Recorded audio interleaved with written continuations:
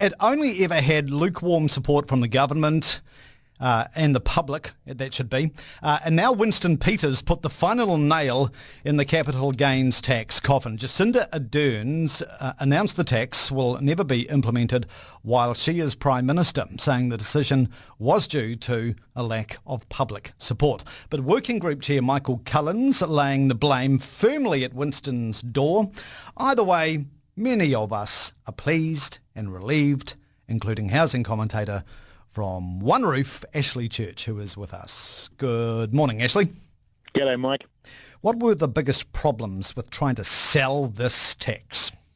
It was always a dead duck, I think, and so in terms of public support, I mean, there's a really strong culture in this country of property investment. Goes back to the late 70s, early 80s. I think Kiwis sort of see that as their opportunity to create a retirement nest egg for themselves.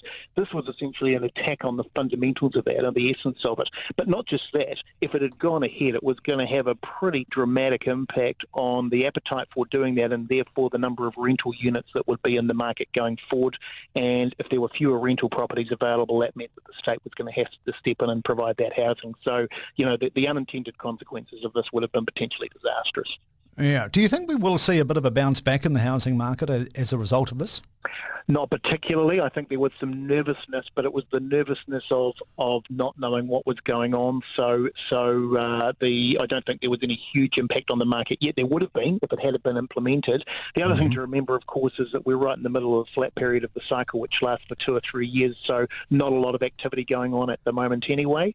As I say, had this come in and been implemented in 2020 or whenever it was proposed to be, that's when you would have started to have seen property investors abandoning the market and people who might otherwise have become investors choosing not to get involved. I know you have previously said that you would have seen as a much fairer solution the idea of having a universal CGT and, you know, having it at a very low rate, 3.5%. Going into yesterday's announcement, Ashley, what did you think they'd deliver? I thought what would happen was this. I thought this was a classic political technique of basically putting out the worst possible scenario under the Cullen report, and then coming back and saying, okay, we've heard from the public, we're not going to implement it. We're not going to apply it to farms, we're not going to apply it to businesses. We'll just apply it to those nasty property investors. So I thought that was going to be the fallback position, and I thought that the government would have thought that they could have got away with that. Clearly, and I'm not a supporter, Mike, of either Winston under normal circumstances or knighthood, but a rise Sir Winston over this. He's the guy who's made the difference, and the country's got a lot to thank him for. It's probably the most important thing he's done in his political career. It's an interesting dynamic, that, because I got the impression yesterday listening to the Prime Minister that if they'd managed to win over public opinion, that would have given them the ammunition to try and get Winston to roll over. But, you know, it's very chicken and egg, I would have thought.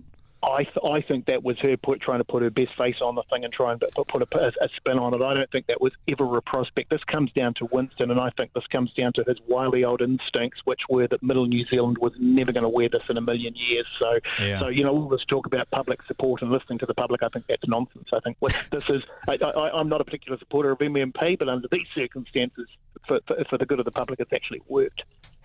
Fantastic. Ashley, thank you very much for your time. Ashley Church, One Roof property commentator.